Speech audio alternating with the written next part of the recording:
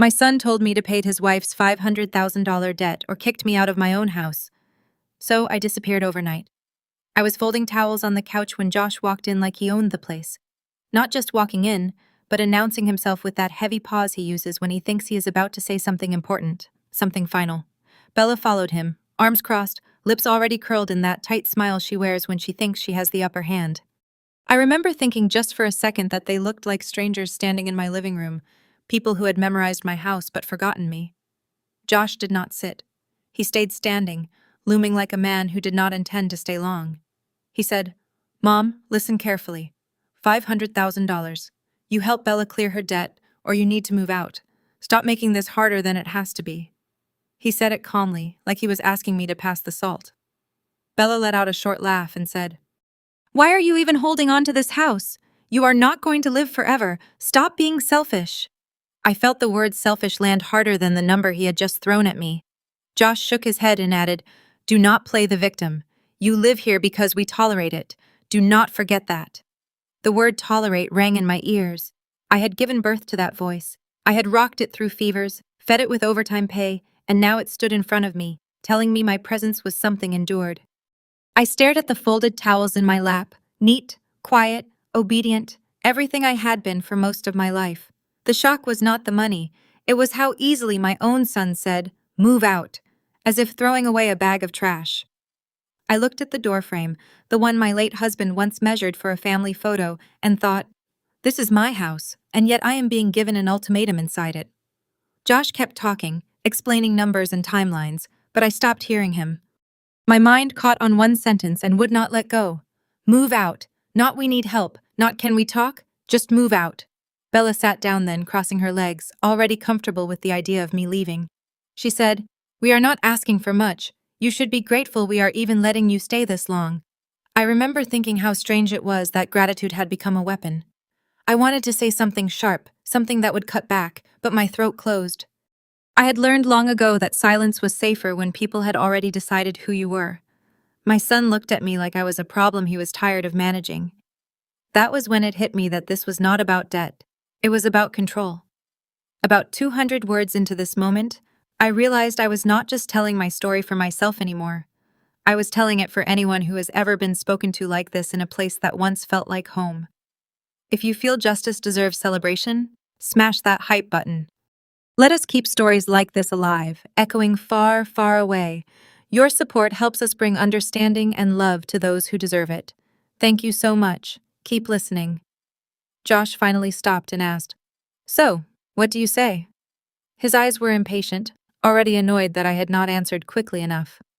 Bella leaned back and added, "Do not drag this out. We have enough stress without you adding to it." That sentence did something to me. Enough stress without you.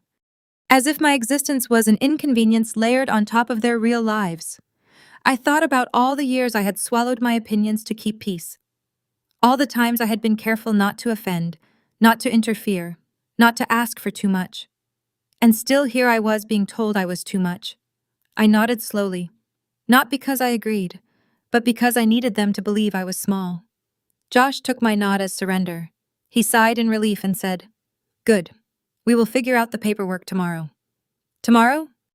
As if tomorrow was guaranteed to look the way he imagined. When they left the room, Bella brushed past me and said under her breath, "It is about time." I sat there long after they went upstairs, staring at the towels until they blurred together. The house was quiet again, but it was a different kind of quiet, the kind that follows a threat. I realized then that the ultimatum was not a negotiation. It was a declaration. They had already decided I was expendable. Standing up and shouting would not change that. Explaining myself would not soften it. What they did not know, what they never bothered to ask, was that I had spent my life preparing for moments exactly like this, not with anger, but with foresight. I touched the arm of the couch and thought, this is my house, and if they think they can push me out of it, they have no idea who they are dealing with. I did not become someone they hated overnight. That hatred was built carefully, year by year, from moments that had nothing to do with cruelty and everything to do with refusal. The first crack appeared when Josh was 22 and convinced he had found a shortcut to adulthood. He came to me with excitement spilling out of him, talking fast, waving papers, explaining a business idea that changed shape every time he spoke. He wanted money, a large amount, and he wanted it immediately. I listened. I asked questions. The answers slid around instead of landing anywhere solid. I told him I loved him, but I would not give him that money. I said I had worked too hard to gamble it on something neither of us could clearly explain. His face changed. The warmth vanished. He shouted, "You do not believe in me." That sentence followed me for years. It did not matter that the plan collapsed within months, or that others lost money doing the same thing. What mattered was that I had said no. From that moment on, I was no longer a careful mother. I was labeled cold, unsupportive, the kind of woman who clutched her purse too tightly. Saying no had turned me into a villain. Years later came the wedding that everyone said I tried to ruin. Josh had met his first wife and fallen hard. He told me he needed money again, this time from my retirement fund to make the wedding worthy of his future. I did not refuse. Is right away. I asked to meet her. I listened more than I spoke.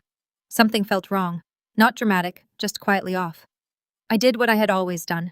I checked facts. I found records of unpaid loans, different names used at different addresses, debts that seemed to vanish and reappear. I told Josh to slow down. I said we should wait, verify, protect ourselves. He exploded. "You are jealous." He said, "You cannot stand seeing me happy." The family echoed him. They said I was controlling, that I wanted to keep him small so I could feel important. Josh married her anyway. A few years later, the money was gone, and so was she. When the truth came out, no one apologized to me. No one said I had been right. Instead, they said I should have kept quiet. They blamed me for not stopping at it harder, for not saving him from his own choices. Somehow I was guilty whether I spoke or stayed silent. That was when I learned an important rule in our family. If something went wrong, it would always be easier to blame me than to admit a mistake. Bella arrived with confidence that filled every room. She liked admiration, collected it like proof of worth. From the beginning, she expected me to bend, to praise, to agree. I did none of those things. I was polite. I was reserved. I watched. That alone made her uneasy. She once asked me what I thought of her new car, the one bought on credit she could barely afford. I said gently that it was beautiful, but expensive. That was all. No lecture, no judgment. Later, Josh told me Bella felt attacked. From then on, every word I said was twisted into criticism. If I stayed quiet, I was passive-aggressive. If I spoke, I was negative. Bella told people I looked down on her. She said I thought she was beneath me. The truth was simpler and crueler. I did not flatter her, and she could not forgive that. Over time, she turned Josh against me with small, careful comments.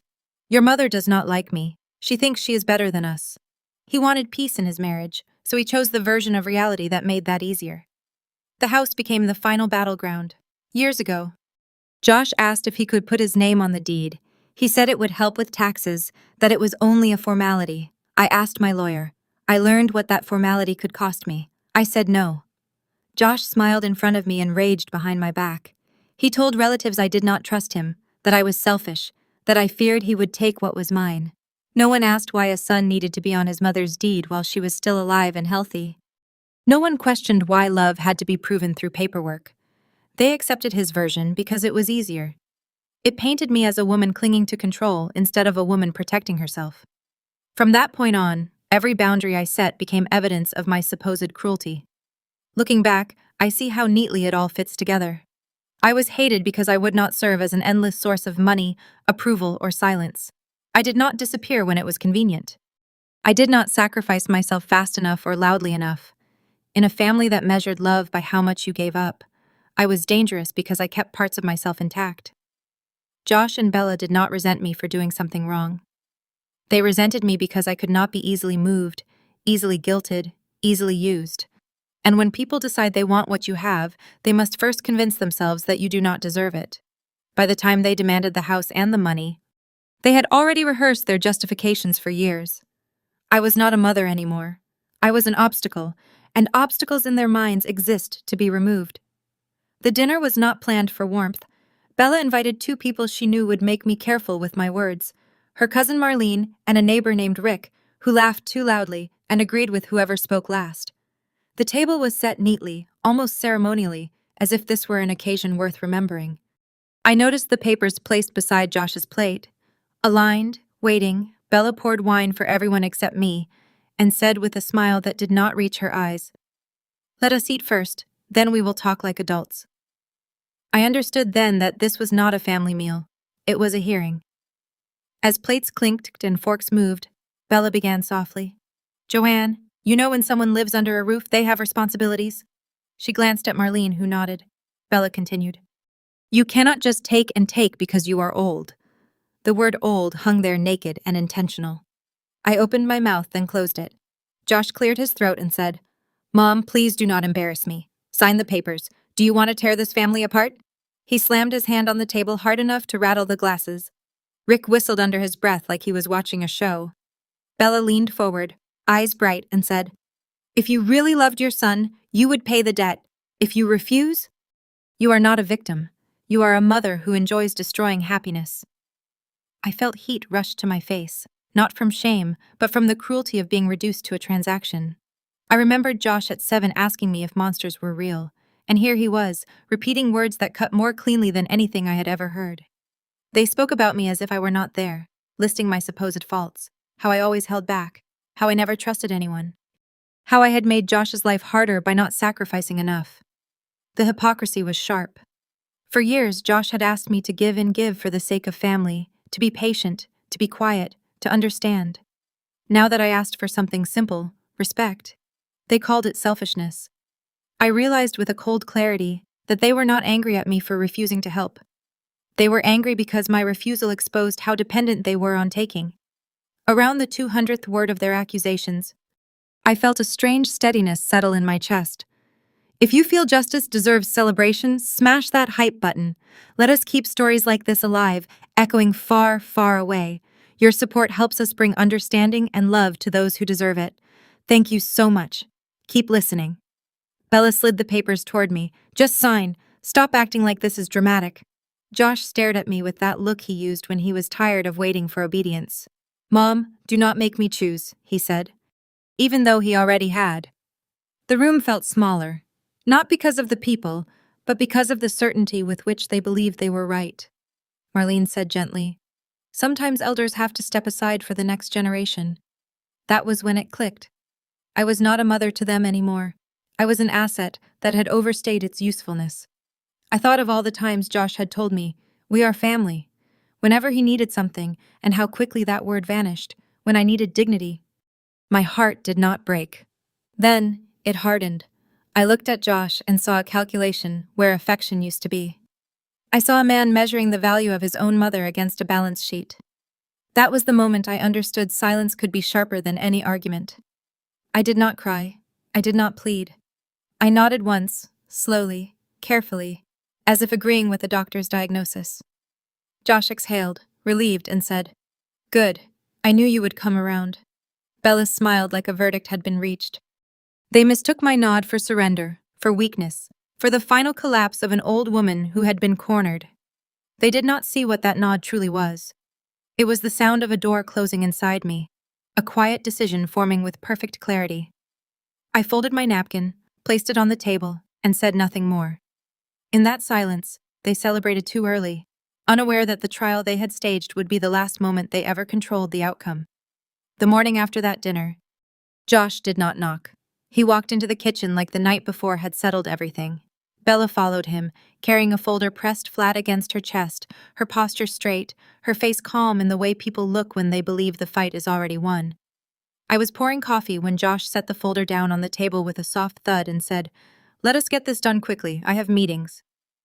He flipped it open and slid a single page toward me, the signature line glaringly empty. "Just sign. Do not make this harder than it needs to be." Bella stood behind him, arms crossed, watching my hands instead of my face like a guard making sure a prisoner did not bolt. I read the heading slowly. It was written in careful language meant to look harmless. Words like authorization and convenience and temporary authority, but I knew better. I had learned long ago that the most dangerous documents never shout. They whisper. Josh tapped the paper with his finger. "It is standard. Just a formality so we can manage things." He used that word again, formality, the same word he had used years ago when he wanted his name on the house. Bella leaned in and said, "If you do not sign, we will change the locks. You can stay somewhere else. A nursing home might be more appropriate." She said it without anger, as if suggesting a restaurant. That was when the truth sharpened into focus. This was not about helping Bella with debt. This was about ownership. About erasing me one signature at a time. This was about ownership. They wanted the house, not temporarily, not partially, but fully, so they could tighten the grip and never loosen it again. I felt a strange calm wash over me as I traced the empty signature line with my eyes. They believed I was cornered. They believed age had softened me into compliance. Josh sighed loudly and said, "Mom, I do not have time for this. Just sign." There was impatience in his voice, the kind reserved for service workers who move too slowly. Bella added, "Do not be dramatic. You will still live here if you behave." The word behavior told me everything. They were not asking for help. They were establishing terms. At that moment, I saw the plan clearly. First, the signature, then the debt, then the slow erasure of my authority, my voice, my place. I would exist in the house only by permission, until one day permission was withdrawn entirely. My eyes drifted from the paper to the window to the spot where my husband used to stand every morning, coffee in hand, watching the light change. His voice came back to me, not loudly, not urgently, but steady and prepared. He had said years ago, "If anyone ever asks you for the house, do not argue, do not explain, just do what we planned." At the time, I had laughed, told him he worried too much. Now I understood he had seen further than I had. I looked back at Josh and Bella, two people who spoke about me as if I were already gone, and I realized arguing would only give them more material to paint me as difficult. Resistance would make them cruel. Compliance, or the appearance of it, would make them careless. "I need a night," I said quietly. Josh frowned. "A night for what?" he snapped. "You have nothing to think about. You are old." The word landed exactly where Bella wanted it to. Old meant slow, old meant confused, old meant pliable. Bella nodded in agreement and said, "Do not drag this out. We have been patient enough." I met Josh's eyes and saw no hesitation there, no flicker of doubt, only the expectation that I would fold like I always had. That was when I decided not to fight them in the way they expected. I pushed the paper back across the table gently, as if it were fragile. "One night," I repeated. "That is all I am asking," Josh scoffed and gathered the folder. "Fine," he said, "but do not test us." Bella smiled thinly, already imagining the locks being changed, the control finally complete. As they left the room, I stayed seated, my coffee growing cold in my hands. The house felt different now, not unsafe but exposed, like a place where a storm had been announced but not yet arrived. I did not cry. I did not panic. I simply stood, walked to my bedroom, and opened the drawer where I kept papers no one ever bothered to look for. That night, I would not be sleeping. I would be remembering. And when morning came, I would no longer be available for negotiation. By late afternoon, Bella decided patience was no longer useful. I heard the unfamiliar click at the front door before I saw the man standing there with a toolbox. He looked uncomfortable, eyes darting between Bella and me. She spoke quickly, confidently, the way people do when they want others to stop thinking. "We just need to test the lock," she said. "There have been security concerns." I stepped forward and said calmly, "This is my house." Bella did not even look at me. She waved a hand and said, "She is confused. Please just do your job." The word confused was deliberate. Josh stood behind her, arms crossed, avoiding my eyes. The locksmith hesitated. Bella leaned closer to him and whispered something I could not hear, then turned to me and said, "If you interfere, we will call the police and report trespassing." Trespassing in the home where I had lived for decades. The absurdity of it should have been laughable. Instead, it hollowed me out. The man left without touching the lock, muttering apologies. Bella was irritated now, sharp-edged.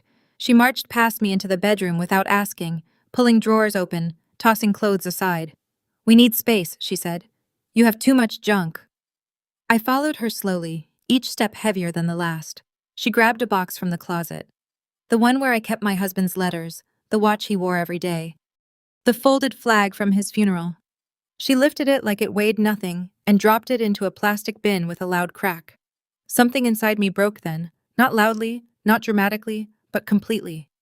"Please," I said, my voice barely there. She turned annoyed. "What?" she snapped. "What is so important in there?" I knelt and reached for the box, my hands shaking, and she laughed. "You are still clinging to the past. That is your problem." Josh finally spoke, his tone irritated rather than concerned. Mom, stop making a scene. You are acting like you own the place. I looked up at him, at the boy whose lunches I had packed before dawn, whose fevers I had sat through counting breaths, and I said nothing. Bella stepped closer and said, "One? What do you even contribute? You just sit here surrounded by memories. You do not build anything." Josh nodded as if that made sense to him. "Mom, please just cooperate." Bella's voice dropped, cold and precise. "Owner, do not be ridiculous. You are almost expired." The word expired sliced through me in a way I did not know words still could. Not dying, not aging, expired, like milk forgotten in the back of a fridge. As they spoke, my mind drifted backward without my permission. I saw myself at 30 working 2 jobs, coming home after midnight to iron Josh's clothes so he would not be teased. I remembered skipping meals so he could have new shoes when his soles wore thin. I remembered holding his head when he vomited through the night, whispering that everything would be okay, even when I was not sure it would be. I remembered choosing him over myself every single time, not because I had to, but because that was what love looked like to me. And now he stood there watching his wife tear through my life as if it were clutter. He did not stop her. He did not look ashamed. He looked relieved that someone else was doing what he had wanted to do himself. Bella shoved another armful of my things into the bin. "We will move these to the garage," she said, "or throw them out. Depends on my mood." Josh glanced at his phone, uninterested. "Mom, please. This is exhausting. Exhausting." That was what I was to them now. Not a mother, not a person. A problem to be managed until removed. I felt a strange clarity settle over me, like the moment before a long dive. Arguing would only give them the satisfaction of seeing me unravel. Crying would confirm their story that I was weak. I bent down, picked up the watch Bella had knocked loose, and held it in my palm. It was cold, solid, real, unlike everything they were saying. I stood, walked past them without a word, and went into my room. I closed the door gently and locked it. On the bed, I placed a single suitcase and opened it. I did not rush. I chose carefully. Not everything, just what mattered. This was not an escape. It was a withdrawal. I was not running from them. I was stepping away from a battlefield they had already poisoned. Outside the door, I could hear Bella's voice, sharp and triumphant, already planning my absence. I zipped the suitcase closed and sat on the edge of the bed, my hands steady for the first time all day. They thought they had stripped me of power. What they did not understand was that they had just given me something far more dangerous. They had given me permission to leave without guilt. I waited until the house settled into its shallow nighttime breathing. The rain had started quietly. The kind that does not announce itself, just a thin tapping against the windows like someone checking if you are awake. I moved through the rooms without turning on lights, not because I was afraid of being seen, but because I no longer felt the need to be visible. I carried my suitcase to the kitchen table and laid out what I needed with deliberate care. Old papers first, the ones no one ever reads because they look boring and smell like time. Deeds, statements, letters written in ink that does not fade easily. Then the sealed envelope, thick and heavy, addressed in my husband's handwriting, the one he told me never to open unless I had to. Finally, I picked up the small object I had set aside earlier, his watch, the one Bella had almost thrown away. I slipped it into my coat pocket and felt its weight settle there, familiar and grounding. I did not write a long goodbye. I did not explain. Explanation invites argument, and I was done negotiating my existence. I took a single sheet of paper and wrote, "Do not look for me. I need quiet." I placed it in the center of the kitchen table where they would not miss it. For a moment I stood there looking at the chair where Josh used to sit doing homework, the spot where my husband used to read the paper. The house did not feel like mine anymore, but it did not feel like theirs either. It felt paused, like a sentence waiting for its ending. I locked the door behind me softly, the sound swallowed by the rain, and stepped into the night. The air was cold enough to sting, sharp enough to wake me fully. As I walked down the driveway, I did not look back. That surprised me. I had always imagined leaving would hurt more, that it would tear something loose inside me. Instead, there was a strange lightness, the kind that comes when a long-held breath is finally released. I got into the car, placed the envelope on the passenger seat, and drove without a destination, trusting the road to carry me somewhere quiet. By the time my phone buzzed, I was already gone in the way that matters. Josh texted first. "Where are you going? Do not be childish." I read it at a red light and felt nothing. The word childish had lost its power. Bella's message came a few minutes later. Good. The house already feels lighter. I imagined her saying it aloud, satisfied, certain that absence meant defeat. I did not reply to either of them. I had learned that silence, when chosen and not forced, could become a boundary more solid than any wall. I parked near a small motel on the edge of town, the kind of place people pass without noticing. Inside, the room was clean and anonymous. I placed the suitcase on the bed, set the envelope on the desk, and sat down without turning on the television. I took the watch from my pocket and held it for a moment, remembering my husband's voice, his calm certainty. He had believed in preparation, not confrontation, in patience, not panic.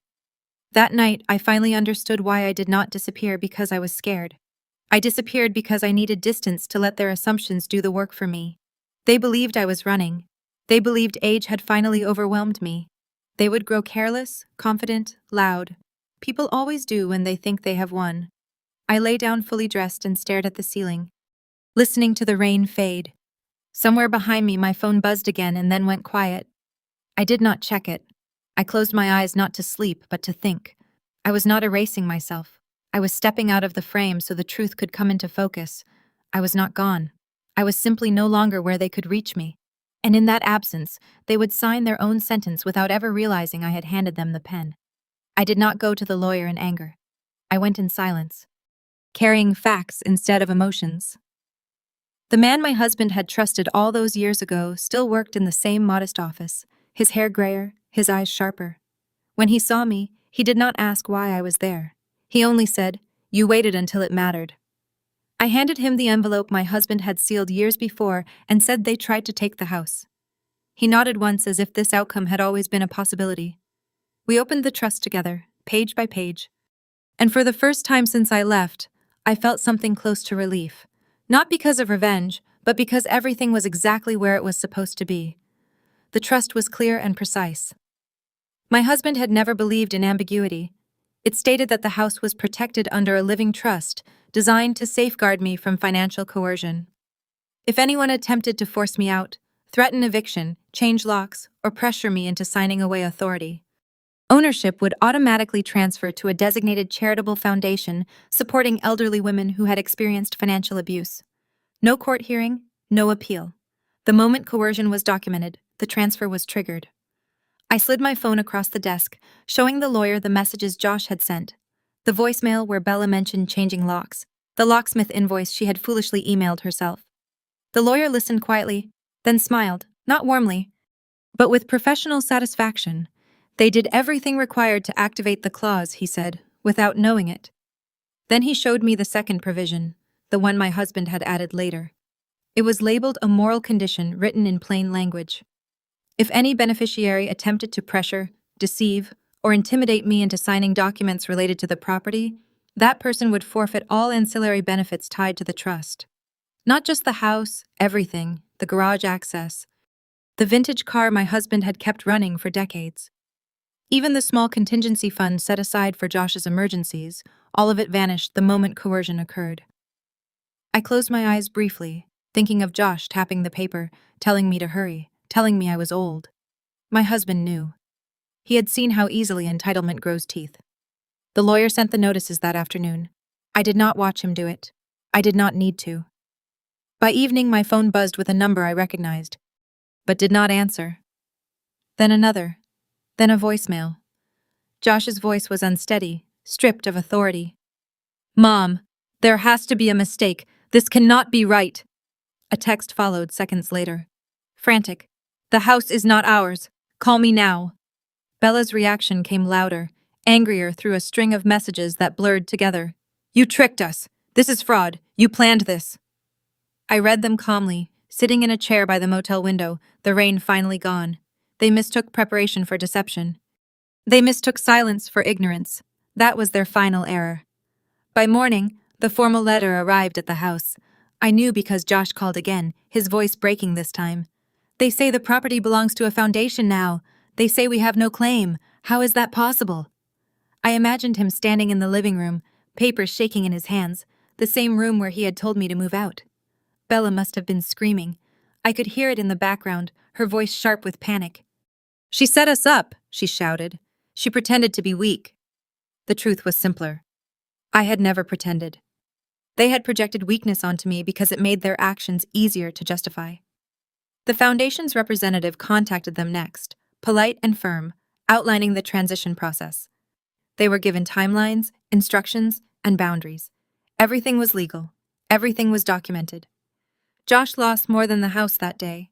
He lost every fallback he had assumed would always be there. No garage, no car, no emergency fund, no inheritance buffer to soften the consequences of his choices. Bella's fury had nowhere to land but on him, and for the first time, he could not redirect it toward me. I did not call them. I did not explain. There was nothing left to clarify. They had activated every safeguard my husband and I had put in place step by step through their own arrogance. They finally understood that I had not been powerless. I had been patient. I had listened. I remembered. And when the moment came, my signature was not needed. My absence was enough. They did not have to drag Josh and Bella out in handcuffs. That would have been too loud too, and this story never needed noise. Two representatives from the Foundation arrived instead, polite, composed, carrying folders, the way people carry certainty. They spoke calmly, outlining timelines, occupancy limits, and the transition process. Josh tried to argue, his voice rising, pointing at walls like ownership could be reclaimed through memory. Bella paced, furious, insisting there had to be a mistake, that family meant something. The representatives listened without reacting, then repeated the same sentences with the same calm. The outcome did not change. The house no longer belonged to them. It did not belong to me either. It belonged to a cause that understood what financial abuse looked like when it wore a family's face. Josh called me that evening. I recognized the number and almost did not answer, not out of fear, but because I had already said everything that mattered with my actions. Still, I picked up. His voice sounded smaller than I remembered. "Mom," he said, the word trembling. "Did you really do this?" I waited a moment before answering, not to punish him, but to let the silence speak first. "No, Josh," I said evenly. "You did. You were the one who said pay the debt or get out. You were the one who talked about changing locks. You were the one who called me a burden." He tried to interrupt, but I continued, my voice steady. "I did not take anything from you. I stepped aside and let your choices finish what they started." There was a long pause, then a sound like he was swallowing something bitter. "We are losing everything," he said. I replied, "You lost it the moment you decided I was expendable." I ended the call gently before anger could crawl back into the space I had cleared. I did not go back to the house. I did not stand across the street to watch them pack boxes or argue or blame each other. That kind of witnessing would have tied me to them again, and I was done being tied. Instead, I wrote a letter, short and clean, the kind of letter that does not invite response. I have paid the greatest debt of my life. I wrote the debt of staying silent to keep the peace. From today on, I owe you nothing. I sent it without a return address. That was not cruelty. That was closure. Weeks passed. I settled into a small apartment with windows that faced east, where the morning light arrived quietly and left no shadows behind. No one raised their voice there. No one walked in unannounced. I placed my husband's watch on the bedside table, not as an anchor to the past, but as a reminder of foresight rewarded. I cooked when I wanted, rested when I needed, and spoke only when my words would be met with respect. The silence in that place was not heavy. It was kind. Sometimes I thought about Josh, about the boy he had been before entitlement taught him to measure love and leverage. I did not wish him harm. I wished him understanding, even if it came too late to repair what he had broken. Bella faded from my thoughts more quickly. Power loses its shine when it can no longer be used, and she had built herself on that shine alone. Their absence did not leave a hole. It left the room. One afternoon, sitting by the window, I realized something that surprised me. I was breathing differently. Not shallow, not cautious, not waiting for the sound of footsteps in the hall. I was breathing like a woman who belonged to herself. Justice had not arrived with shouting or spectacle. It had arrived quietly through preparation, memory, and the refusal to be erased. I did not win by taking anything back. I won by walking away with my dignity intact, leaving behind a house that was no longer a battlefield and a family that had forgotten how to be one. Some people call that revenge. I call it survival done right. If you are still here, thank you for listening to me all the way to the end. I did not tell this story to be praised or pied. I told it because silence can break a woman faster than cruelty, and because too many mothers are taught that enduring abuse is the same thing as love. It is not. Love does not threaten. Love does not demand ownership. Love does not call you a burden and expect you to disappear quietly. I am Joanne, and this was my truth. I did not raise my voice. I did not seek revenge. I simply remembered who I was and acted before it was too late. If my story stirred something in you, if it reminded you of your own mother, your grandmother, or even yourself, then it has done what it needed to do. We remember, we speak, and we show that wisdom does not expire with age. If you believe stories like this deserve to be heard, please subscribe to Grandma True Stories. Your support helps these voices travel farther than they ever could alone. And if you carry a story of your own, one you were told was too small or too late to matter, know this: it still matters. And when a grandma speaks, the world finally listens.